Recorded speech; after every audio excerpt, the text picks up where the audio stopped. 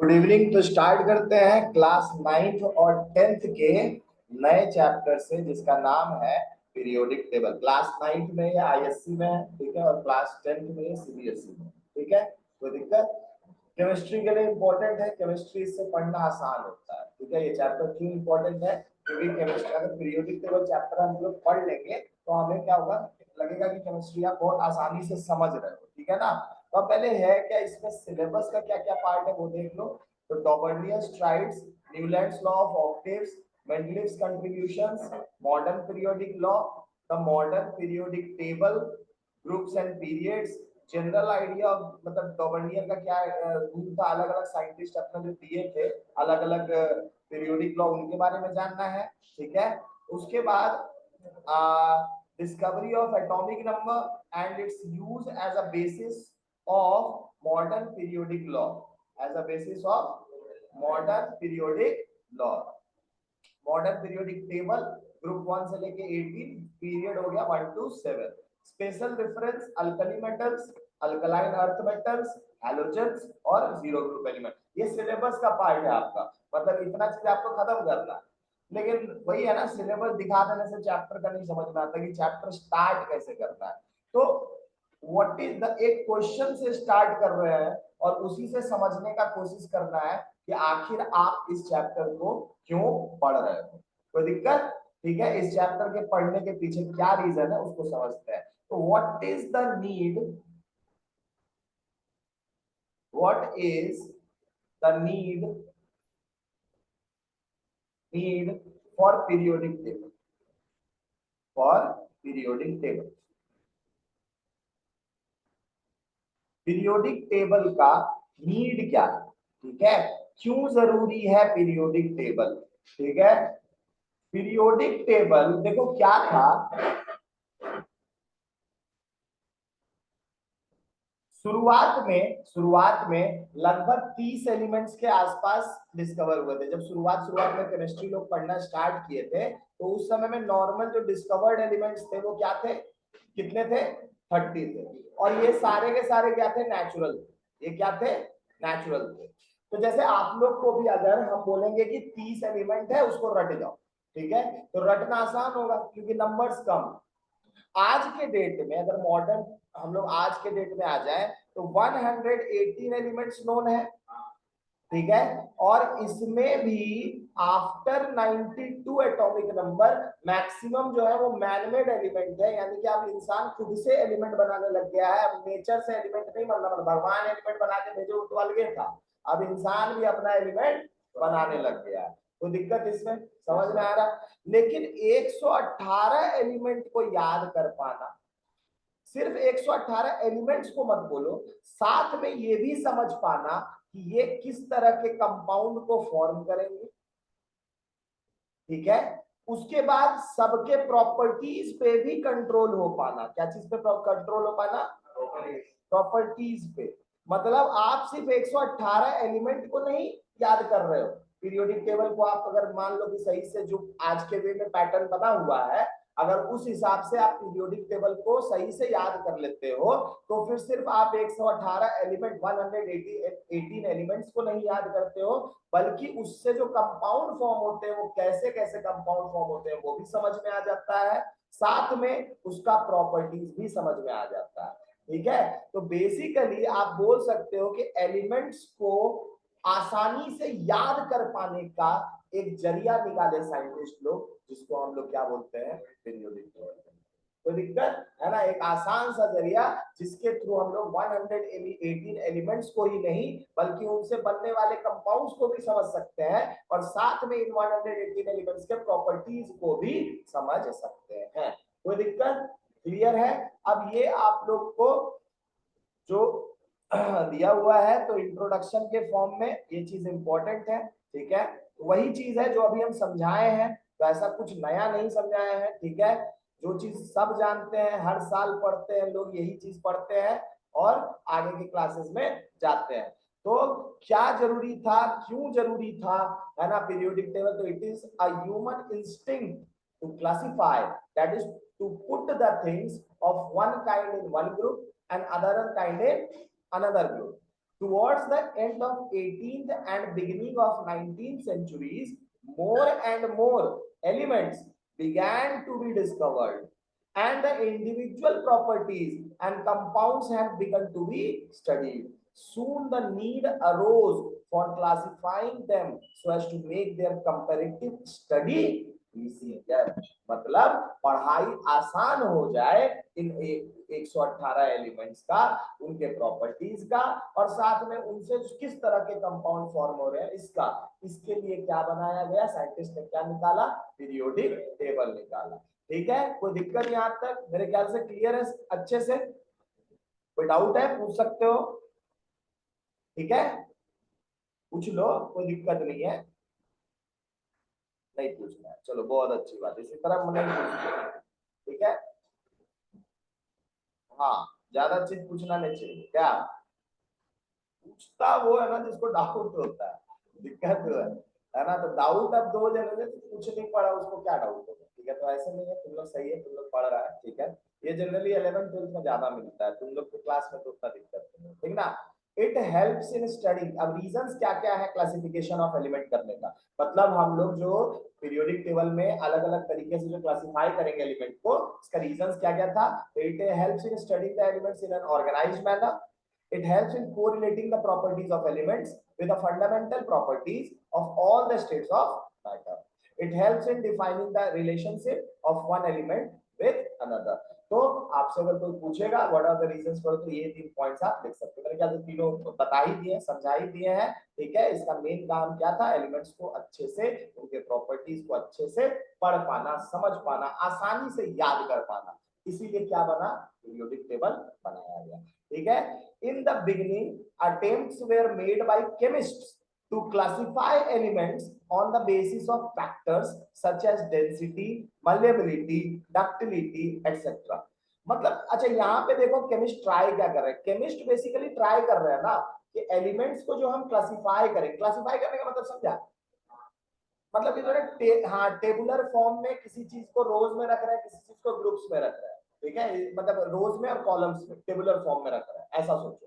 ठीक है, लेकिन वहां पे टेबुलर फॉर्म में हम लोग ऐसे नहीं रख रहे हैं, वहां पे एक चीज का ध्यान रखा जा रहा है, वो शुरुआत से ही रखा जा रहा है ना। मतलब जो पहला पर्टिकुलर जो डॉबर्नियर का ट्राइड्स आया, जो भी बताएंगे, ठीक है, उसी टाइम से ही ध्यान क्या रखा गया कि सिमिलर प्रॉपर्टीज वाले एलिमेंट्स एक ही ग्रुप में आए। कहने का मतलब है कि आप अगर एटॉमिक नंबर, मतलब अभी लेटेस्ट के हिसाब से बताते हैं कि अगर आप समझ लो कि एटॉमिक नंबर के हिसाब से आप अरेंज करते हुए कोई चीज बना रहे हो, है ना, ऐसा सोच लो। ठीक है, एटॉमिक नंबर के हिसाब से अरेंज करते हुए एलिमेंट्स को रख रहे हो, तो फिर कुछ इंटरवल के बाद कोई एक एलिमेंट मिलेगा जिसका पहले वाले के साथ प्रॉपर्टी सेम होगा, तो अब उसको क्या किया गया, उस एलिमेंट को कहां रखा गया, इसके नीचे। क्लियर हो रहा, समझ में आ रहा है ना। टेबल्स को कैसे यूज करना है, तो इस चीज के बारे में वही बता रहे हैं। ठीक है, तो हम देखते हैं कि तरीके से ये जो बात बोलना चाह रहा है इसको समझते हैं क्या बोल रहा है। Chemist to in beginning attempts were made by chemist to classify elements on the basis of factor such as, ये सारे प्रॉपर्टीज, ये सारे क्या थे आपके प्रॉपर्टीज, उनके बेसिस पे। इनका बेसिकल कहने का वो आज भी है, आज भी बेसिकली जो क्लासिफिकेशन ऑफ एलिमेंट्स का तरीका है वो प्रॉपर्टीज पे ही डिपेंडेंट है। वो किस चीज पे डिपेंडेंट है, प्रॉपर्टीज पे। अब प्रॉपर्टीज पे कैसे डिपेंडेंट है इसको समझो। जैसे मान लो ये आपके हो गए कॉलम्स, ठीक है, और ये वाला आपका हो गया रोज, कोई दिक्कत। तो तुम अगर एटॉमिक नंबर, जब हम लोग एटम्स अरेंज करते हैं ना एटॉमिक नंबर के हिसाब से, तो हाइड्रोजन के बाद कौन आया, हीलियम, और हीलियम के बाद कौन है, लिथियम। लिथियम को कहां रखे हैं, हाइड्रोजन से नीचे। यानी कि इसको नीचे रखने का कारण क्या है कि इन दोनों का केमिकल प्रॉपर्टी सेम इन दोनों का प्रॉपर्टी क्या है आपका, सेम है। तो अब समझ में आ रहा बेसिकली क्या था उनके जो साइंटिस्ट थे कि अरेंज करते टाइम कैसा टेबल बनाए। तो एक ऐसा टेबल बनाए जिसमें जो कॉलम्स होंगे, है ना, कॉलम्स जो आज के इसको बेसिकली ग्रुप्स बोलते हैं पीरियोडिक टेबल में, तो जो वर्टिकल कॉलम्स होंगे, वर्टिकल कॉलम्स ये सीधा सीधा सा, ठीक है, इसमें जो एलिमेंट्स हो उनका प्रॉपर्टीज क्या हो, सेम। ठीक है, तो ध्यान मेन प्रॉपर्टीज पे ही रखा जा रहा था। और क्यों रखा जा रहा था, ताकि एक ही जगह पे अरेंज कर दो और सबको याद कर दो। है ना, इसी को याद कर लो, hydrogen, lithium, sodium, potassium, rubidium, caesium, francium. तुमको प्रॉपर्टीज तो एक ही का नहीं याद करना पड़ेगा, प्रॉपर्टीज तो सबका याद हो गया। अगर तुम एक से पीरियड एक ग्रुप को याद कर लिए, एक वर्टिकल ग्रुप को याद कर लिए, तो क्योंकि सबका प्रॉपर्टीज क्या है, सेम। कोई दिक्कत? पढ़ाई आसान इस तरीके से बनाया जा रहा है। ठीक है, क्लियर है, समझ में आया ना चीज, है ना, etcetera, and also to consider whether they are metals and non metals. ठीक है, कहने का मतलब सारे प्रॉपर्टीज को देख रहे थे और एक ही अगर जब टेबल बनाने का सोच रहे थे उसमें सिमिलर प्रॉपर्टीज वाले एलिमेंट्स को कहां करते, वो एक ही कॉलम में डालते, एक ही किस में डालते, कॉलम में। But none of these early classification proved satisfactory because the number of elements falling in a particular group were so large। है ना, क्या हो गया ना कि अब दिक्कत है ना, तुमको ही पता है कि पीरियोडिक टेबल में आज के डेट में मेटल्स कितने हैं, 92 के आसपास। ठीक है, तो अगर मान लो तुम मेटेलिक प्रॉपर्टी के बेसिस पे, है ना, किसके बेसिस पे, मेटेलिक प्रॉपर्टी के बेसिस पे अगर सारे एलिमेंट्स को अरेंज करोगे तो 92 एलिमेंट्स एक ही ग्रुप में डालना पड़ेगा। तो ये सही कोई तरीका नहीं बन रहा, ठीक है, अरेंज कर पाने का, ये एक रीजन था। आप समझ, number of elements falling in a particular group में so large that it did not serve the purpose of generalisation. ठीक है, मतलब नया कुछ बनाने में ये चीज काम नहीं आता। उसके बाद some of the characteristics being considered varied under differing conditions. कुछ कुछ कैरेक्टरिस्टिक्स जो प्रॉपर्टीज सोचे जा रहे थे वो अलग अलग कंडीशन में डिफर कर रहे हैं। तो दिक्कत, कंडीशन कहने का मतलब प्रेशर, टेम्परेचर, अलग अलग कंडीशन। तो दिक्कत, जैसे यहाँ पे तुम हो, अभी चल जाओ हिमालय पे, तो वहां पे टेम्परेचर सेम होगा नहीं होगा, तो अलग अलग तरह कंडीशन में देख रहे थे। Certain element showed metallic as well as non metallic character. अच्छा, कुछ कुछ एलिमेंट तो बहुत खतरनाक थे। अगर आप मेटेलिक प्रॉपर्टी के बेसिस पे बताने जाओ या नॉन मेटेलिक प्रॉपर्टी, तो मेटल और नॉन मेटल को अलग कर दोगे, ठीक है, लेकिन कुछ कुछ एलिमेंट्स ऐसे भी थे जिनमें कुछ प्रॉपर्टी मेटल का था और कुछ प्रॉपर्टी किसका था, नॉन मेटल का। तो ये जो अरेंजमेंट का तरीका था कि हाँ सिर्फ एक दो प्रॉपर्टी को देख करके हम जो है पूरा एलिमेंट को अरेंज करते हैं, ये भी चीज क्या हुआ, साइंटिस्ट का सही साबित नहीं हुआ। साइंटिस्ट बेसिकली एक उपाय ढूंढ रहे थे, समझ में आ रहा है ना, उपाय ढूंढ रहे थे कि भाई कैसे करके जो है सारा एलिमेंट्स को अरेंज कर दिया। तो दिक्कत है ना, चलिए आगे बढ़ते हैं और आगे जानते हैं आगे क्या है। तो सबसे पहला जो है उसी से स्टार्ट करते हैं। तो सबसे पहला है आपका डॉबर्नियर ट्राइड्स। क्या है आपका, डॉबर्नियर ट्राइड्स, ठीक है ना, क्या है, डॉबर्नियर ट्राइड्स।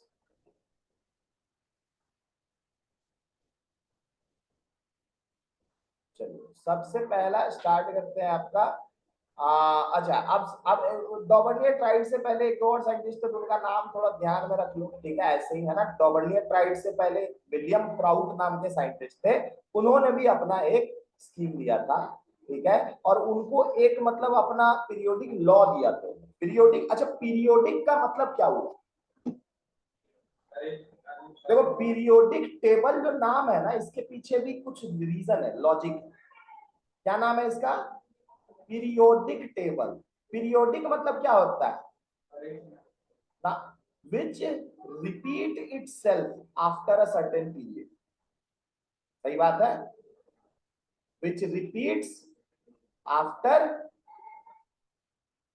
सम टाइम, टाइम बोल लो, पीरियड बोल लो, ठीक है ना, उसी को बोलते हैं पीरियोडिक। क्या बोला जाता है, पीरियोडिक। पीरियड यहाँ पे बेसिकली टाइम से रिलेटेड है, किससे रिलेटेड है, टाइम से, या फिर टाइम से आप ऐसा भी सोच सकते हो कि जैसे अरेंजमेंट का वे होगा उससे भी रिलेटेड। जैसे अब पीरियोडिक क्या है, नाम समझो, पीरियोडिक टेबल, नाम क्या रखा गया है, पीरियोडिक टेबल। क्यों पीरियोडिक रखा गया है, इस चीज को समझो, क्योंकि आफ्टर अ सर्टेन इंटरवल्स जो नए एलिमेंट आ रहे हैं उनका प्रॉपर्टीज पहले वाले के क्या है, सेम है। तो दिक्कत, सेम है, इसका मतलब प्रॉपर्टीज अपने आप को पीरियोडिकली रिपीट कर रहा है। सही है, बोल सकते हो, अगर तुम एलिमेंट्स को अरेंज कर रहे हो in the order of increasing atomic number, तो after certain time, after certain intervals आपको ऐसे एलिमेंट मिलेंगे जिनका प्रॉपर्टीज पहले वाले के क्या है, सेम है। तो जब सेम प्रॉपर्टीज रिपीट हो रहा है मतलब उसी को क्या बोला गया, वही चीज क्या होगा, पीरियोडिक। इसीलिए इसका नाम रखा गया है पीरियोडिक टेबल। कोई दिक्कत? क्योंकि अगर हम एटॉमिक नंबर के बेसिस पे एटम्स को अरेंज करते हैं, जैसे मान लो एक एक करके अरेंज करते हैं, यहाँ पे आपको बताएं सबसे अच्छा 1 फिर 2 फिर थर्ड वाला का क्या मिल गया, सेम प्रॉपर्टी, फिर 4 5 6 7 8 9 10 फिर 11 का प्रॉपर्टी थर्ड वाला के सेम। तो ये चीज जो प्रॉपर्टीज आफ्टर सर्टेन पीरियड के बाद जो रिपीट हो रहा है ना एलिमेंट्स का, इसी वजह से इसको पीरियोडिक टेबल नाम दिया गया। क्या दिया गया? Periodic table. कोई दिक्कत है ना? और जो लॉ आएगा वो पीरियोडिक लॉ होगा। पीरियोडिक लॉ कहने का क्या मतलब हुआ कि क्या होगा वो फैक्टर जिसके बेसिस पे एटम्स को अरेंज करें तो एलिमेंट सेम प्रॉपर्टी वाला कुछ टाइम के बाद रिपीट, उसी को क्या बोलेंगे? Periodic law. उसी को क्या बोलेंगे? Periodic law. कोई दिक्कत? अब देखो इसको समझो। Obviously scientist were in search of characteristics of element that would never change. It was William Prout, नाम याद रखना, who discovered that atomic mass of an element never differs. उन्होंने क्या विलियम प्राउट बोले ना कि कोई भी एलिमेंट का मास कभी डिफर नहीं करता, मास वही रहता। सही बात है। तो सबको लगने लग गया ना कि मेन जो एटम, जैसे अभी हम आपको क्या बोल रहे हैं, एटम्स को कैसे अरेंज करना है? एटॉमिक नंबर के बेसिस पे। इसके बेसिस पे? एटॉमिक नंबर के बेसिस पे। ठीक है, एटॉमिक नंबर किससे रिप्रेजेंट करते हैं? कैपिटल जेड से। ठीक है, तो एटॉमिक नंबर। लेकिन ऐसा ये तो अभी के पीरियोडिक लॉ में चल रहा है, शुरुआत में ऐसा नहीं था। जब शुरुआत में पीरियोडिक टेबल बनना स्टार्ट हुआ था तो जो साइंटिस्ट कोशिश कर रहे थे वो लोग जो है ना मेन एटॉमिक नंबर के बेसिस पर अरेंज नहीं कर रहे थे एलिमेंट्स को, वो लोग एटॉमिक मास सोच रहे थे। और क्यों ऐसा सोच रहे थे? क्योंकि उन्हें लगता था कि atomic mass of an element never differs, तो दिक्कत कभी भी वो चेंज नहीं करेगा। And it could therefore form a truly scientific basis for a satisfactory scheme of classification. पहले के लोगों को लगता था कि एटॉमिक मास बढ़ते हुए एटॉमिक मास के ऑर्डर में, इसके ऑर्डर में बढ़ते हुए एटॉमिक मास के ऑर्डर में अगर एलिमेंट्स को अरेंज किया जाए तो फिर सर्टेन टाइम पीरियड के बाद आपको एलिमेंट्स मिलेंगे जिनका प्रॉपर्टीज क्या होगा? सेम होगा, और उनको हम लोग एक ही पर्टिकुलर कॉलम में डालते चले जाएंगे। लेकिन लोगों को ये लग रहा था एटॉमिक मास होगा, लेकिन बाद में जो मॉडर्न पीरियोडिक लॉ आया उसमें क्या चीज पता चला? नहीं भैया, एटॉमिक मास बढ़ता हुआ में काम नहीं करेगा, ये किसमें काम करेगा? एटॉमिक नंबर में। और ये कैसे पता चला? तो इसके बारे में आप लोगों को बताएं। ठीक है, देखो ये अनुमानित था, है ना? ये क्या था? ये वाला विलियम प्राउड जो चीज बोले ये अनुमान पे बोले। क्या उनको लगा कि हाँ एटॉमिक मास के वे में अगर अरेंज करें बढ़ते हुए एटॉमिक मास के ऑर्डर में तो मिलेगा पीरियोडिक इंटरवल्स, ठीक है, सेम प्रॉपर्टीज का। लेकिन बाद में हेनरी मोसले ने कुछ एक्सपेरिमेंट्स किया था और उन्होंने पाया कि जो ज्यादा रेगुलर ग्राफ है प्रॉपर्टीज का वो एटॉमिक नंबर के केस में मिलता है, ना कि एटॉमिक मास के केस में। और धीरे धीरे पढ़ते पढ़ते तुम लोग भी समझ जाओगे क्यों बाद में एटॉमिक मास को हटा दिया गया और एटॉमिक नंबर को मेन रखा गया कि हाँ एटम्स को अरेंज किसके ऑर्डर में करना है? बढ़ते हुए एटॉमिक नंबर के ऑर्डर में, ना कि बढ़ते हुए एटॉमिक मास के ऑर्डर में। तो ये अभी शुरुआत में तुमको सारा मास वाला ही मिलेगा कम से। ठीक है, आगे बढ़े, कोई दिक्कत नहीं ना? आगे बढ़ते हैं, चलिए अब आगे बढ़ते हैं, आ जाते हैं सबसे पहले डॉवर्नियर बाबा के ट्रायल। ठीक है, each and every scientist in this world is बाबा। समझ गया ना? ये चीज याद रखना। क्यों ऐसा बोल रहा है? क्योंकि बेटा यही वो साइंटिस्ट है जिन्होंने जो ना किसी जमाने में कुछ अलग अलग चीज सोचा, तो आज के डेट में आप स्मार्टफोन भी लेके घूम रहे। अगर ये नहीं सोचता तो जब सोचा जाता उसके 200 साल के बाद क्या आता? स्मार्टफोन। क्लियर है ना? तो हाँ ऐसे करके सोचो इनका क्या योगदान था। कहने का मतलब 1500 ईस्वी में न्यूटन को एप्पल जमीन पे गिरता हुआ दिखा, उससे पहले 1500 साल बीसी में क्या आदमी बेवकूफ थे, आज तक नहीं जान रहे थे कि सब चीज नीचे गिर रहा है, लेकिन कोई सोच नहीं रहा था आखिर क्यों नीचे गिर रहा है, ये बात था। तो पहला बार जिसने सोचा वो कौन थे? और उनके सोचने की वजह से क्या क्या क्या क्या से क्या हो, मतलब चांद पे पहुंच गया आज। अगर वो नहीं सोचते तो हम लोग चांद पे कब पहुंचते? जब कोई सोचता। सही बात है, क्योंकि वो भी 60 साल, वो भी इंसान ही है, 60 साल में चल मरे जाएंगे। तो आगे कोई इंसान जब तक नहीं सोचता तो क्या होता? चांद पे जाना ऐसा पॉसिबल नहीं हो पाता। तो न्यूटन, इसीलिए न्यूटन जो साइंटिस्ट है ना उनको बोलते हैं बाबा, they are all sir.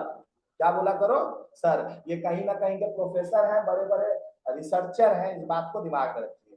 J.W. डॉबरनियर, a German chemist, कौन थे? German chemist. अच्छा, डॉबरेनर, इसको अगर जो सही से प्रोनाउंस किया जाए तो डॉबरेनर बोलते हैं, ठीक है। Observe that certain elements displayed similar properties that they could be placed in groups of 3 elements, ठीक है। Each these groups of 3 elements are called tribes.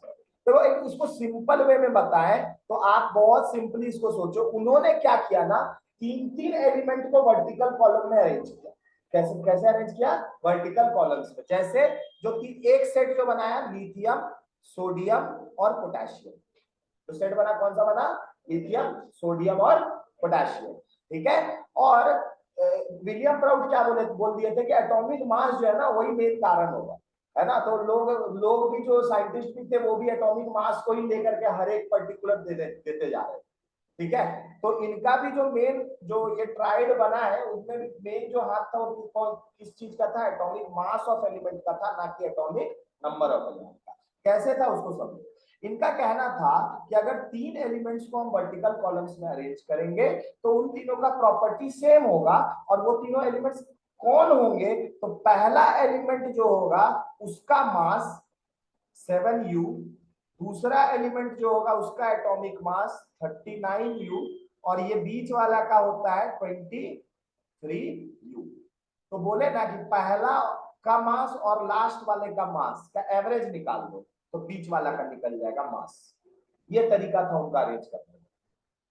समझ में आ रहा है तरीका क्या था? लिथियम का 7u है और पोटेशियम का 39u, तो 39 प्लस 7 कितना हो गया? 46। 39 प्लस 7 कितना हो गया? 46u हो गया। और एवरेज इन दोनों का तो कितने कितने एटम्स का निकाल दो? 2 एटम्स का, तो डिवाइडेड बाय 2 कितना हो गया? 23u। तो एटम्स तो मतलब 23u किसका मास होगा? बीच वाले, इसका मास होगा बीच वाले एटम का। और बोले ना कि इस तरीके से जो एलिमेंट अरेंज हो जाएगा 3 को, उन तीनों का प्रॉपर्टी सेम होगा। बेचारे जब दिए थे तो इनके टाइम में उतना एलिमेंट थोड़ी डिस्कवर हुआ था। कब दिए थे? बहुत पहले। देखो डेट इसमें नहीं लिखा हुआ है, लेकिन लगभग समझ के तो 1800 वो 18 मतलब ये आपका लास्ट का 19th सेंचुरी और 18th सेंचुरी वाला टाइम में हो, ठीक है। तो उस समय कितने एलिमेंट, उस समय साइंस बढ़ा ही कहा था, कुछ एलिमेंट्स डिस्कवर थे बस, ठीक है। तो ज्यादा क्या हुआ कि इनको लगा कि ऐसे अरेंज हो जा रहा, क्यों? अब नॉर्मल बात है, उस समय भाई 26 एलिमेंट डिस्कवर है। अब 26 एलिमेंट्स में 9 एलिमेंट्स जो है ना इनके हिसाब से अरेंज हो गया, तो लगेगा ना हाँ ऐसा अरेंजमेंट चल रहा है। लेकिन बाद में एलिमेंट जब और डिस्कवर होने लगा तो इनका इनमें कोई अरेंज ही नहीं हो रहा था। समझ में आ रहा ना, ऐसा कोई अरेंजमेंट बन ही नहीं रहा था। तो इसीलिए क्या हो गया, ये फेल कर गए। ये क्या कर गए? फेल कर गए। देखो एक सेट तो आपको बता दिया लिथियम सोडियम वाला, ठीक है। बाकी सेट भी आपको दे देते हैं। तो लिथियम सोडियम वाला में आपका देखो कौन कौन सा सेट है, ठीक है। तो लिथियम सोडियम का दे दिया है, उसके बाद क्लोरीन, आयोडीन और ब्रोमीन, इन तीनों को, ठीक है। किसको किसको देखो कौन कौन से एलिमेंट्स दिए हैं। ये है आपके एक और सेट, ये क्या है आपका? एक और सेट, ये क्या है आपका? एक और सेट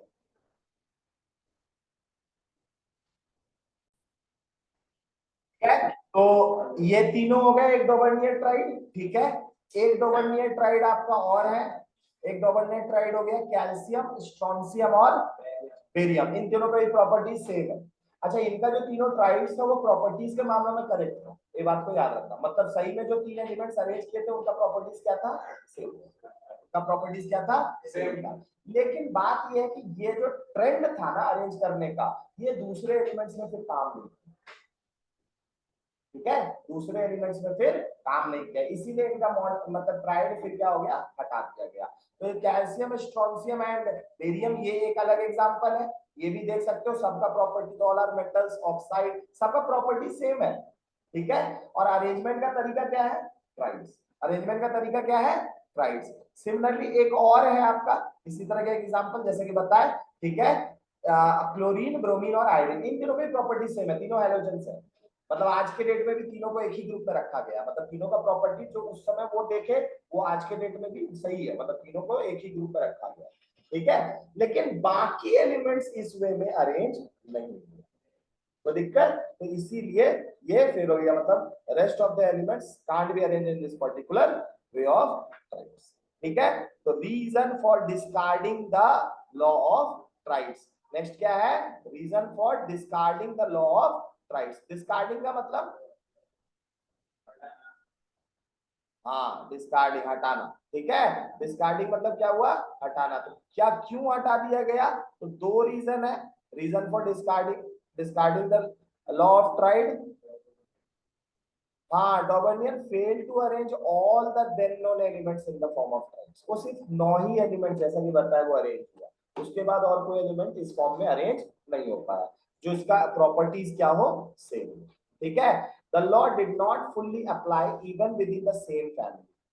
सेम फैमिली में भी नहीं हुआ, मतलब आपने जैसे हमने बताया लिथियम बताया, सोडियम बताया, पोटेशियम बताया, तो ये 3 एलिमेंट का तो सही बात है प्रॉपर्टी सेम होगा, ठीक है। ये 3 एलिमेंट का तो प्रॉपर्टी सेम होगा, लेकिन आपको जो इसके बाद वाले एलिमेंट्स जो इसी ग्रुप में है, इस ग्रुप में जो दिख रहे हैं बाद वाले एलिमेंट्स जैसे कि पोटेशियम है ना, पोटेशियम के बाद रुबिडियम, रुबिडियम यहाँ पे अगर मान लो इसका भी, रुबिडियम का प्रॉपर्टी भी तो इसी ग्रुप के बराबर है, ठीक है ना। इसका आंसर उसके पास तो नहीं था कि रुबिडियम का प्रॉपर्टी के बराबर है, मतलब उसको अलग रख दे। समझ में आ रहा ना, मतलब दूसरा साइंटिस्ट क्या बोल रहा था, हाँ साइंटिस्ट लोग प्रोफेसर लोग बैठता था इसी में मजाक चलता था, हाँ मतलब जो है ना जो बना दिए बन गया क्या, तीनों में चलेगा, ऐसा नहीं होता है। दोनों में डिस्कशन चलता है, ऐसे बिना डिस्कशन के थोड़े हो जाएगा, ठीक है। तो लिथियम, तो रुबिडियम आपका क्या हुआ, रुबिडियम जो था ये भी सेम प्रॉपर्टी शो कर रहा था, लेकिन ट्राइड्स में तो उसको जगह नहीं था। तो मतलब law did not apply even with in the same family, ये सब एक ही फैमिली के हैं, लेकिन रुबिडियम के लिए लॉ अप्लाई नहीं हो रहा है, ट्राइड्स अप्लाई नहीं हो रहा है। क्लियर है, तो ये दो लिमिटेशंस अगर कोई पूछेगा तो ये दो लिमिटेशंस आप लोग लिख देगा। आगे बढ़े, ठीक है। बहुत सिंपल था डॉबर्नियर ट्राइड्स, इसमें तो कोई दिक्कत नहीं है। मेनली अगर इसमें पूछोगे सर क्वेश्चन क्या पूछेगा तुम लोग से, मतलब 9th 10th में, तो डॉबर्नियर का मेन ट्राइड्स क्या था, जैसे वो लिखना होगा आप लोगों को कि हाँ एवरेज के हिसाब से बताए, दूसरा एग्जांपल्स दे देना, ठीक है, एग्जांपल्स दे देना, और दूसरा पूछेगा कि लॉ ऑफ ट्राइड को क्यों फेल कर दिया, ठीक है। तो दो यही है रीजन, दो, ठीक है। हाँ दोनों रीजन आप लिख दोगे, तो ऐसे ही क्वेश्चंस आपको आएंगे डॉबर्नियर्स ट्राइड से, ठीक है। उसके बाद नेक्स्ट है हाँ न्यूलैंड लॉ ऑफ ऑक्टेव्स, ठीक है। ये बहुत अच्छा था, ऑक्टेव्स ऐसे नाम सुनने में लग रहा है सा रे गा मा पा होता है ना, और उसके बाद फिर क्या होता है, हाँ? सा रे, हाँ बोलो, सा रे गा मा पा ता नी, फिर क्या आया सा। ये तो सा फिर से वापस कितना बार में आ रहा है, 1 2 3 4 5 6 7 8, 8वां बार में वापस से कौन आया, सा। इसीलिए नाम है इसका न्यूलैंड्स लॉ ऑफ ऑक्टेव्स। कहने का मतलब कि अगर एलिमेंट्स को आप इंक्रीजिंग एटॉमिक मास में अरेंज करोगे तो हर 8वां एलिमेंट का प्रॉपर्टी पहला एलिमेंट का सेम, यही है न्यूलैंड्स लॉ ऑफ ऑक्टेव्स। कोई दिक्कत, तो John Newland, a scientist, a lover of music, a lover of music arrange elements, जिन बैठे होंगे ऐसे ही बना दिए एक ऑक्टेव्स, ठीक है। Arrange elements in ascending order of atomic mass, atomic mass, और उन्हें मिला क्या, what has he find and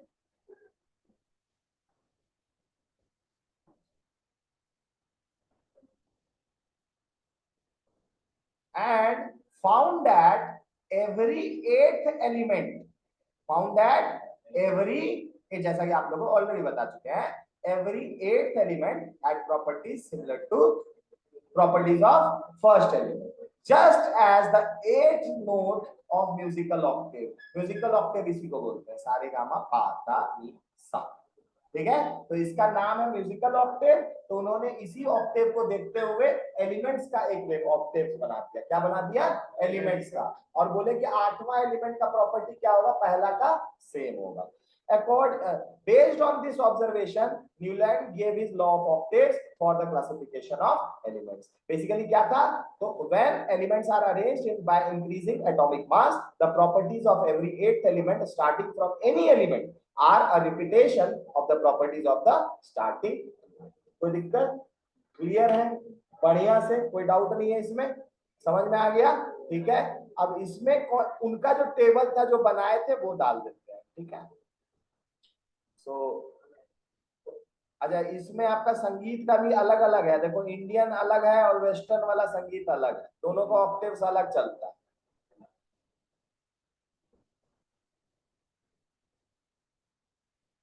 ठीक है, तो ये देखिए, ये आपका ऑक्टेव्स है। अच्छा, नीचे में देखो, ऊपर में वेस्टर्न म्यूजिक का ऑक्टेव, नीचे में इंडियन म्यूजिक का ऑक्टेव, और उसके नीचे में न्यूलैंड बाबा का ऑक्टेव। कोई दिक्कत? ये किसका ऑक्टेव है? न्यूलैंड ऑक्टेव्स, एलिमेंट्स का ऑक्टेव्स है, किसका है? न्यूलैंड। ठीक है, न्यूलैंड है ना। ठीक है, तुम लोग कुछ भी नाम बना देगा ना, लेकिन सर बोल देना, इज्जत दे देना थोड़ा, है ना, सर बोलो, न्यूलैंड सर। हाँ ठीक है, दो रे, अच्छा यहाँ देख, है ना, ये वाला तो आपको देना, दो रे मे फा सा लो टी, है ना, और ये सारे गामा पादा नहीं है तो आप लोग जानते ही हैं, ये तो हम लोग जानते हैं। नी के बाद क्या था वापस से सा, तो मतलब आठवां नोट जो आया वो पहला का क्या है? सेम। ठीक है, अब देखो, हाइड्रोजन 1 2 3 4 5 6 7, कोई दिक्कत? 7 के बाद ये आठवां एलिमेंट फ्लोरीन है, फ्लोरीन का प्रॉपर्टी ये बोले ना हाइड्रोजन के बराबर होगा। अच्छा, तुम हाइड्रोजन को हटा दो, हाइड्रोजन मत सोचो, जनरली हाइड्रोजन से अरेंज करने का कोई मतलब ही नहीं था। हाँ, लेकिन एक बात याद रखना, हाइड्रोजन एकमात्र ऐसा प्राणी है पूरे पीरियोडिक टेबल का जिसका मॉडर्न पीरियोडिक टेबल में भी जगह फिक्स नहीं, इसका मॉडर्न पीरियोडिक टेबल में भी जगह फिक्स अभी तक नहीं है। ऐसा क्यों? क्योंकि हाइड्रोजन फर्स्ट ग्रुप का भी प्रॉपर्टी शो करता है और ऊपर से 17 ग्रुप का भी। तो फ्लोरीन क्लोरीन आज के पीरियोडिक टेबल के 17 ग्रुप वाले हैं। तो नॉर्मल सा आता है, हाइड्रोजन जैसा कि पता है हाइड्रोजन का प्रॉपर्टी इनसे भी मिलता है, तो ये गलत भी नहीं बोल सकते कि हाइड्रोजन का फ्लोरीन के सेम तो दिक्कत। लेकिन हाइड्रोजन का कुछ प्रॉपर्टी इसके साथ भी मिलता है, लिथियम सोडियम पोटेशियम पहला ग्रुप के साथ। ठीक है, अभी तुरंत भी अरेंज किया तो हाइड्रोजन के बाद कौन नीचे दिख रहा था? लिथियम। लिथियम के नीचे कौन दिख रहा था? सोडियम दिख रहा था ना। तो ये आपका तो ये न्यूलैंड लॉ का बेसिकली लिथियम से सोचो, तो लिथियम से देखो 1 2 3 4 5 6 7 8, तो मतलब लिथियम और सोडियम का प्रॉपर्टी क्या हुआ? सेम। अरेंज कैसे कर रहे हैं? एटॉमिक मास के बढ़ते हुए ऑर्डर में, इन the order of increasing atomic mass of the element. कोई दिक्कत? ठीक है, अब यहाँ पे ये पर्टिकुलर एक ऑक्टेव कुछ एलिमेंट्स को वो अरेंज किए, कुछ एलिमेंट्स को अरेंज किए। देखो, लिथियम से सोडियम कैल्शियम तक ना, ये बहुत इंपॉर्टेंट है, इसको समझ लो। लिथियम से कैल्शियम तक जितना भी एलिमेंट को अरेंज किए उनका प्रॉपर्टीज एकदम सही मिला। कहां से कहां तक बोल रहा हूं, फिर से सोचो, लिथियम से कैल्शियम तक। लेकिन कैल्शियम के बाद जैसे एलिमेंट्स को अरेंज करना, क्रोमियम थैलियम, तो क्रोमियम का प्रॉपर्टी एल्यूमिनियम के सेम नहीं, क्रोमियम का प्रॉपर्टी जो है एल्यूमिनियम से नहीं मिलता है। मतलब कैल्शियम के बाद जब एटम्स को अरेंज करने गए, एलिमेंट्स को अरेंज करने गए, तो फिर उनका जो ऑक्टेव था वो काम नहीं किया। कोई दिक्कत है ना? कहने का मतलब यहां तक काम किया, लिथियम सोडियम पोटेशियम का प्रॉपर्टी सेम है, बेरिलियम मैग्नीशियम कैल्शियम का प्रॉपर्टी सेम है, बोरोन एल्यूमिनियम का सेम है, कार्बन सिलिकॉन का सेम है, नाइट्रोजन फास्फोरस का सेम है, ऑक्सीजन सल्फर का सेम है। जैसा कि बोले लिथियम से वो काउंट करना स्टार्ट किया, हाइड्रोजन वाले इसमें भी दिक्कत है। ठीक है, तो उनको जो आगे कहां से दिक्कत आ गया, कैल्शियम के बाद से जो एलिमेंट्स थे वो अपने पहले वाले एलिमेंट का प्रॉपर्टी दिखाना बंद कर दिया। कहने का मतलब क्रोमियम का प्रॉपर्टी एल्यूमिनियम से नहीं मिला, थैलियम का प्रॉपर्टी सिलिकॉन से नहीं मिला, मैंगनीज। अच्छा, ये कितने कौन से एलिमेंट है बोलोगे, तो उनके टाइम में जो डिस्कवर एलिमेंट थे वही, उस समय इतने एलिमेंट डिस्कवर थे।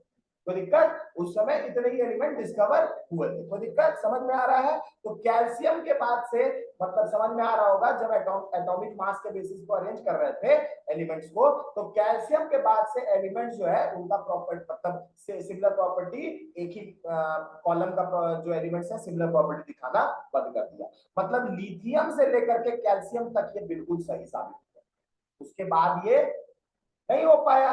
तो नॉर्मल सा बात है, 20 को एलिमेंट को अरेंज करना है क्या? नहीं ना, एलिमेंट तो बहुत है, तो इनका भी इसी वजह से मॉडल क्या हो गया, लिमिटेशंस में चला गया। लेकिन लिथियम से कैल्शियम तक ये बिल्कुल सही बताए। कोई दिक्कत? क्लियर है? बढ़िया से। ठीक है, अब इसके बाद आ जाते हैं, अब इस इनका भी लिमिटेशन होगा ना कुछ, तो मेरिट भी है, दोनों है।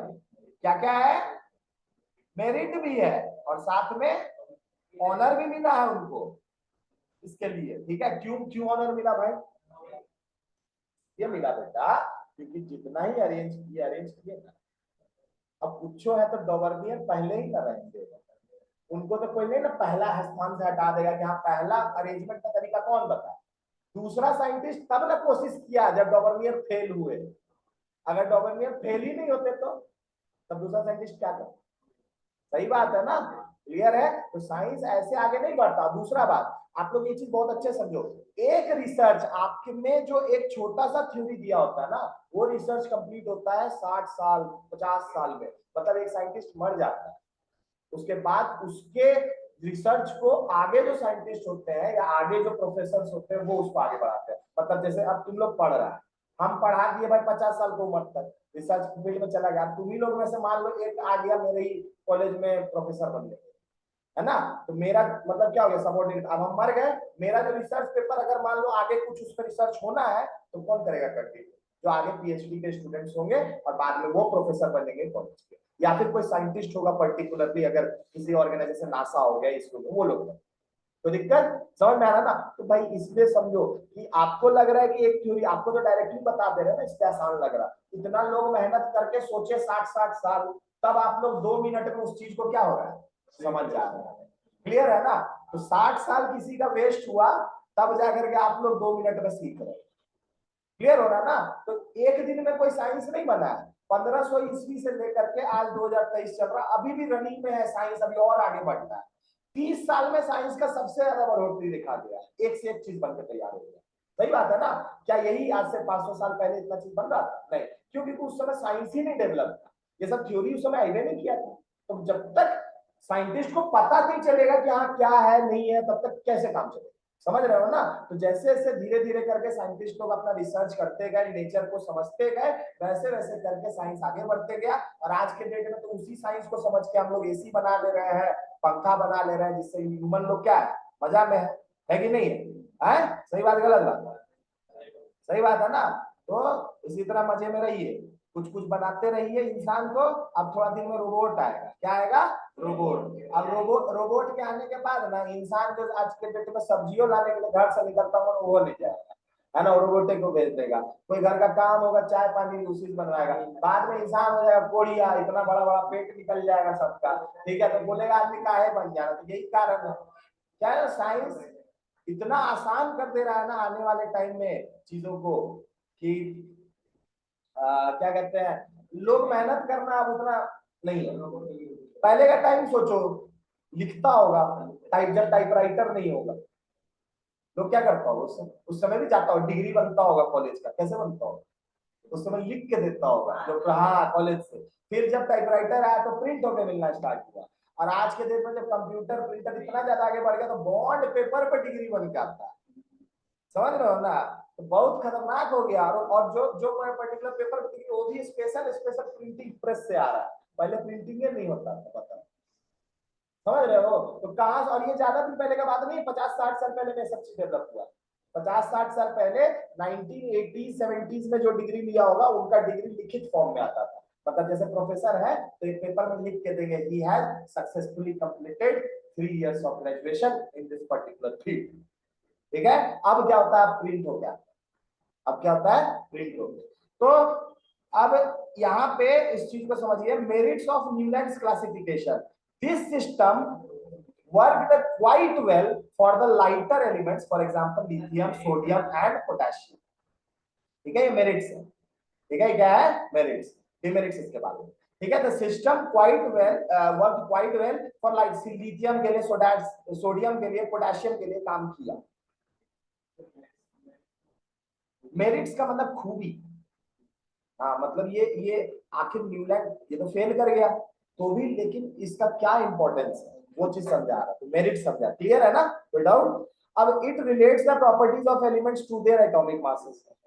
कहने का मतलब है, भले ही उनका कैल्शियम तक ही हुआ, भले ही 18-20 एलिमेंट ही अरेंज हुए, लेकिन भाई सही तो अरेंज हुए, 20 तक ही काम किया ना। उस समय के टाइम में जिस समय 30-35 एलिमेंट डिस्कवर होंगे, 20 को अगर सही से अरेंज कर दिया तो फिर क्या रहा पीरियोडिक टेबल को याद करना, कुछ रहा? तो उस समय के हिसाब से तो इन्होंने आसान बना दिया ना याद करना। आज के समय मत जाओ, 118 एलिमेंट अब है डिस्कवर, उस समय नहीं था। उसमें ही बता दे रहे 30-35 एलिमेंट तो इधर 60-70 साल में डिस्कवर हुए, और उसमें भी 22-23 आपका मैनमेड है। 22-23 क्या है? मैनमेड है। तो मतलब उनके आज से हम बात कर रहे हैं 150-200 साल पहले का बात, जब न्यूलैंड और लॉ ऑफ ऑक्टेव आया होगा, उस समय इतने एलिमेंट डिस्कवर था। अब इतने एलिमेंट में अगर मान लो 20 भी तुमने कर दिया, माने कि न्यूलैंड के हिसाब सही अगर अरेंज हो गया, तो क्या सही में इंसान के लिए आसान हुआ पढ़ाई एलिमेंट्स का? हो गया ना? ठीक है, बाकी 15 को रट रहा होगा उस समय, बाकी 15 साइंटिस्ट क्या कर रहे होंगे, इंसान क्या कर रहा होगा, सब पढ़ाने टाइम में रट रहा होगा। ठीक है, ऐसे अभी भी रटना है, लेकिन रटना आसान कर, तो वो रटे बिना तो कुछ नहीं होता। बचपन में पहाड़ा रटा तब ना मैथ कंप्लीट है। वो एगो मास्टर साहब होंगे, जब 2-3 साल का होगा, बैठ कर रटवाए होंगे, तब पकड़ पकड़ के रटवाए थे ना। ठीक है, क्लियर है ना? It relates the properties of the elements to their atomic masses. तो इसका मतलब हाँ, जितना ही सही हुआ एटॉमिक मास के बेसिस पे अरेंज किया हम लोग इंक्रीजिंग ऑर्डर में, मतलब वो रिलेट कर रहा था एटॉमिक मास को और किसको, प्रॉपर्टीज ऑफ एलिमेंट्स को। मतलब कि कहने का मतलब है कि अगर हम एटम्स को अरेंज करें द इंक्रीजिंग ऑर्डर, तो फिर सही में एलिमेंट्स आपको सेम प्रॉपर्टीज वाले कुछ इंटरवल्स के बाद आते हैं। कहने का मतलब ये, लेकिन इनका सक्सेसफुल उतना नहीं है। ठीक है, for the first time it was shown that there is distinct periodicity in the properties of elements. दुनिया में पहली बार किसी ने ये चीज दिखाया था कि इतना सारा डिफरेंस है प्रॉपर्टीज में। कहने का मतलब लगभग लगभग इनके हिसाब से कितने ग्रुप तैयार हो गए बेटा? 7। कितने ग्रुप तैयार? 7, 7 ग्रुप्स। 7 ग्रुप्स अगर तैयार हुए हैं तो इसका मतलब 7 अलग अलग तरह का प्रॉपर्टी वाला एलिमेंट्स मिल रहा है। तो बर्नियर के टाइम में क्या 7 अलग अलग तरह के प्रॉपर्टीज वाले एलिमेंट्स थे? नहीं थे। तो ये चीज कि हाँ एलिमेंट्स पीरियोडिसिटी को शो करता है, सही में अगर अरेंज करें तो सेम सिमिलर प्रॉपर्टी वाले एलिमेंट्स आते हैं, ये चीज इन्होंने पहला बार प्रूव। ठीक है ना? और इतने बड़े स्केल पे, इतने बड़े स्केल पे, इस वजह से इनका मेरिट्स है। तो इट हैज शोन। इनको ऑनर दिया गया था royal society present Davy medal, बहुत इंपॉर्टेंट होता है साइंस के डिपार्टमेंट में, टू न्यूलैंड इन 1887। देख लो साल तो दे ही दिया। तब का बात हो रहा है 1887, मतलब आज से लगभग लगभग 150 साल पहले। ठीक है, for his work on classification of कोई दिक्कत? अब आ जाते हैं इसका डीमेरिट्स पे। तो डीमेरिट्स मेरे ख्याल से वैसे तुम लोग को देने का, ठीक है दे देगा आदमी, दिखा देगा, लेकिन हाँ लिखा देते हैं नोट्स के फॉर्म में दे देते हैं, लेकिन खुद ब खुद ही तुम लोग समझ गए होगे, है ना, क्या क्या डीमेरिट्स है इसका। 20 के बाद ये फॉलो नहीं हुआ। हाइड्रोजन का स्थान फ्लोरीन वाले में था, और डॉबर्नियर का, डॉबर्नियर मतलब हाइड्रोजन का कुछ प्रॉपर्टी सोडियम से भी मिल रहा, तो ये कंफ्यूजन था कि उसका प्रॉपर्टीज जिस मतलब ग्रुप में गया, कुछ एलिमेंट्स और भी थे जिसका प्रॉपर्टीज क्या हो रहा था, हाइड्रोजन से मिल रहा था। तो ये भी एक है। तो reason for discarding the law of octaves, देखो यही सब लिखना होगा तुमको। मेन क्या लिखना होगा, न्यूलैंड लॉ ऑफ ऑक्टेव्स का मेन कहां से स्टार्ट हुआ, तो ये चीज according to when the elements are arranged by increasing atomic mass, ये पर्टिकुलर चीज यही है न्यूलैंड्स लॉ ऑफ ऑक्टेव्स। ठीक है, उसके बाद तुमसे इतने सारे एलिमेंट्स को अरेंज किया, कहां से कहां तक एकदम सही साबित हुआ, लिथियम से कैल्शियम तक। ठीक है, ये इसका हो गया मेरिट्स, ये हो गया क्या ऑनर मिला इसको साइंस एंड टेक्नोलॉजी के फील्ड में। और उसके बाद अब आ जाते हैं डीमेरिट्स। क्या आ जाते हैं? डीमेरिट्स। क्या आ जाते हैं? The classification did not work with heavier elements those beyond calcium, जैसा कि बताया। तो बता पहले दिए हैं, नोट्स के फॉर्म में बाद में दिए, और कुछ नहीं। कैल्शियम के बाद ये काम नहीं किया था, कैल्शियम के बाद ये काम नहीं किया था। As more and more elements were discovered, they could not be fitted into Newland's octaves. मतलब न्यूलैंड के हिसाब से फिर अरेंजमेंट जो हो रहा था उसमें सिमिलर प्रॉपर्टीज वाले एलिमेंट्स एक ग्रुप में नहीं आ रहे, एक कॉलम में नहीं आ रहे थे। न्यूलैंड एडजस्टेड टू, अच्छा एक डिमेरिट देखो, 2 एलिमेंट्स कोबाल्ट एंड निकल इन द सेम स्लॉट। ठीक है, यहाँ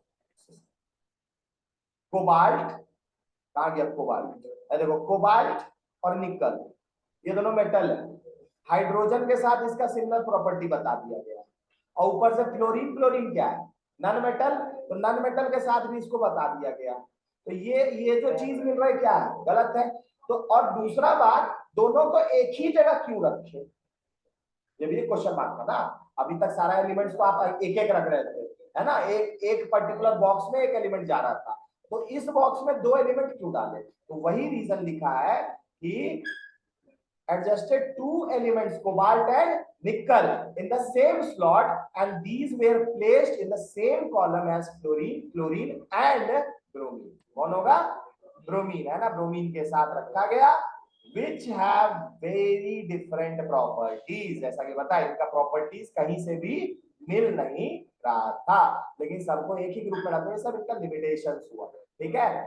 आयरन, अब देखो iron which resembles cobalt, iron क्या है, जो किसको रिजेंबल कर रहा है, कोबाल्ट को और निकल को, in the properties have been placed far away from these elements. तुम देख सकते हो इस पर्टिकुलर टेबल में कि आयरन कहां चल गया बाबू, आयरन कहां दिख रहा है, आयरन कहीं दिख रहा है, ये रहा आयरन, ठीक है। और इसका प्रॉपर्टी जो मिलता है वो किसके साथ मिलता है, किसके साथ बोला, कोबाल्ट और निकल के साथ। अब कोबाल्ट और निकल उससे कितना दूर है, ये पहला नंबर पे, ये कहां है, 7वां नंबर, तो दिक्कत, तो ये दोनों का प्रॉपर्टी सेम था, लेकिन सब अलग ग्रुप पर चल गया।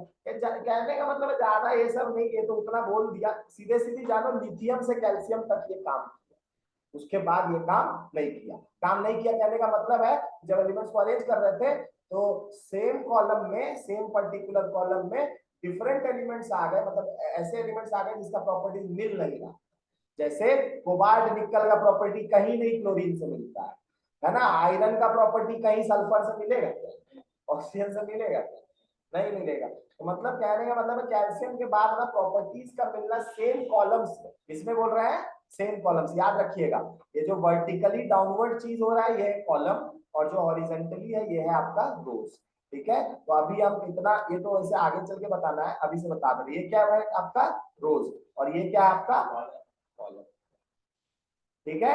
ये वर्टिकल, हमेशा कॉलम वर्टिकल होता है, ठीक है। वो आप लोग जो स्कूल में जो ना बेंच को बोलते हैं ना एक row, that is not row, that is basically column, है ना, वो क्या होता है, कॉलम होता है। और रोज आपका क्या होता है, हॉरिजॉन्टल, कैसे होता है, हॉरिजॉन्टल बोलोगे सर, हॉरिजॉन्टल वर्टिकल मतलब जैसे, मतलब हम जिस तरह से देख रहे हैं, फॉर एग्जांपल तुम लोग इस तरीके से आगे से सज के आ रहे हो तो मेरे लिए क्या हुई, वर्टिकल, और तुम लोग इस तरीके से अरेंज हुए तब मतलब मेरे लिए क्या हुआ, हॉरिजॉन्टल।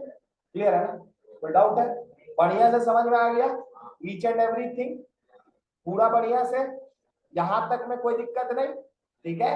नेक्स्ट क्लास में मेंडलीव्स पीरियोडिक टेबल हम लोग स्टार्ट करेंगे, till then thank you very much, love you all, bye bye.